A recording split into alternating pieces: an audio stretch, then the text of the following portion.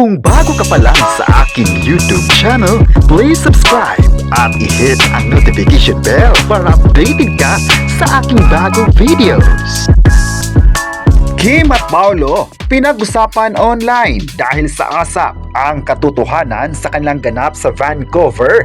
Idinitalye ang buong kwento. Alamin!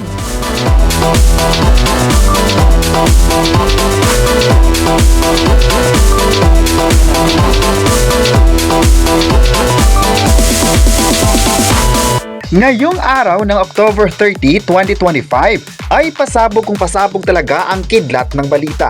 Dahil sa mga positibong komento ng mga fans sa Kim Pao ngayon, ay marami naman na excited sa mga susunod na ganap ng dalawa sa international tour. Latest nga ngayon, nakinig nga ang mga fans sa naging pagbukingan ni Darren Espanto sa Kim Pao. Sa isang segment ng It's Showtime, ibinahagi ng kapamilya singer na inasahan nilang makakasama si Kim Chiu sa Canada para sa bandings ng mga magkakaibigan.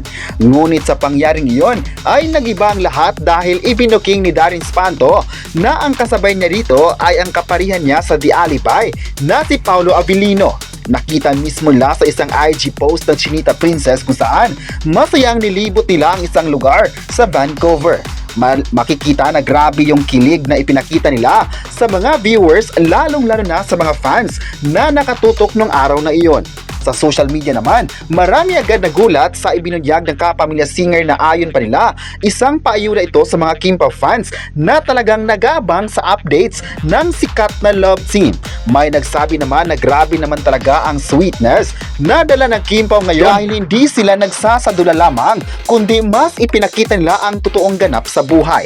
Marami agad ang nagsabing iba ang ginawa ng Kim Pao sa pagja-jogging dahil makita talaga ng mga tao na kakaiba na ito sa mga ginawa nila dati. Hindi na raw isang love team ang napapanood ng mga fans, kundi parang ibang level na ang datingan. Makikita raw sa video nila na masayang naghabulan sila sa isa't isa kung saan ini-enjoy lang nila ang oras na iyon.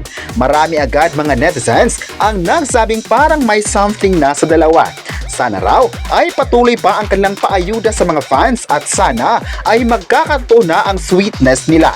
Marami naman ngayon ang umaasang magkakaroon sana ng magandang aksyon ng kanilang mga ganap sa buhay. Naniniwala kasi ang mga fans na aamin na sila sa publiko para mas masisiyahan ng lahat sa mga susunod na bandings nila.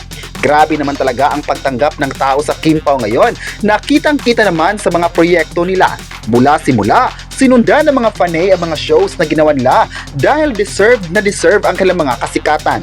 Sa online world din ay pinag-usapan palalo ang mga susunod na proyekto ng Kim Pao na paniguradong aabangan ng mga tao. Sa isang komento nga ng fan, sinabi nitong abangan nila ang usap-usapang crash landing on you sa ABS-CBN. Sana raw ay mabibigyan ng another Korean series ang dalawang sikat na kapamilya na ito. Ilang taon matapos ang kailang success na What's Wrong with Secretary Kim ay in-expect nila na magkakaroon pa ito ng kasunod na proyekto.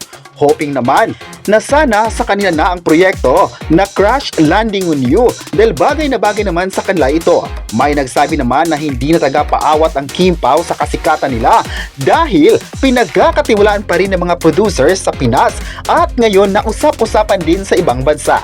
May nagsabi naman na perfect talaga ang dalawa sa mga proyektong ibibigay ng ABS-CBN sa kanila dahil sumakto sa galing nila bilang artist. Marami naman ang bumilib sa dalawang ito dahil patuloy pa rin ang pag-grow ng kanilang artist. Ang pagiging versatility ng Kim Pao ay nagpapatuloy kaya hanggang ngayon maugong pa rin ang kanilang pangalan.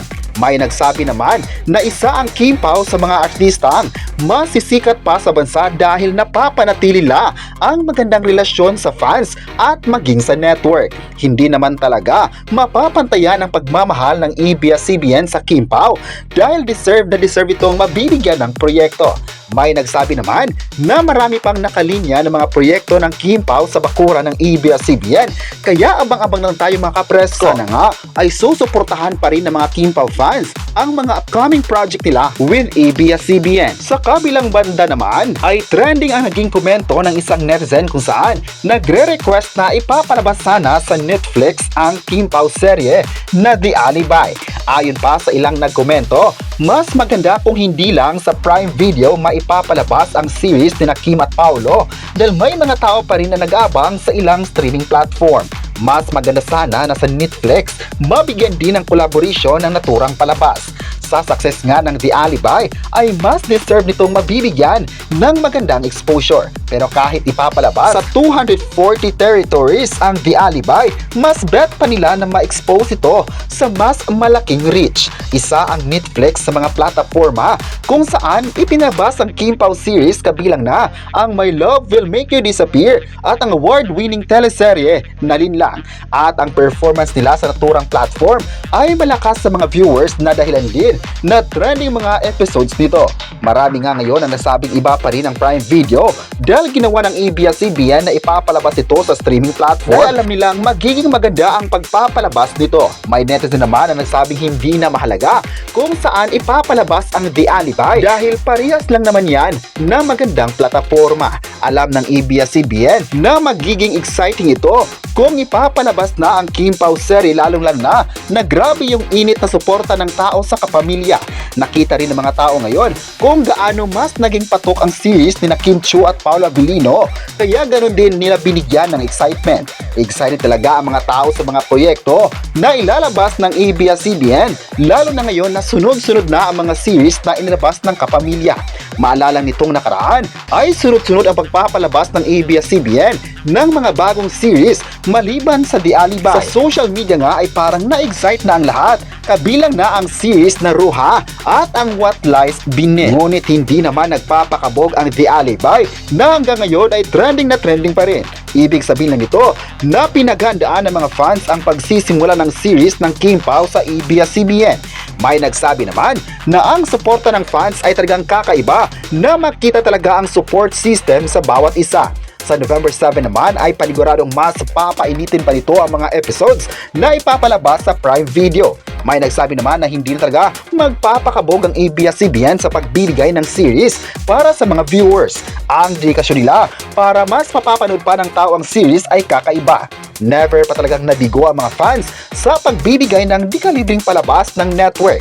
At sa sitwasyon naman ng Kim Pao ay sulit na sulit ang suporta ng Kim Paolandia para mas mapapanood pa ng lahat ang sikat na love team na ito sa palabas. Marami din ang naniniwala na magiging hit series ang The Alibi sa taong 2025 dahil grabe ang pakikipaglaban ng fans sa mga kritiko ng series.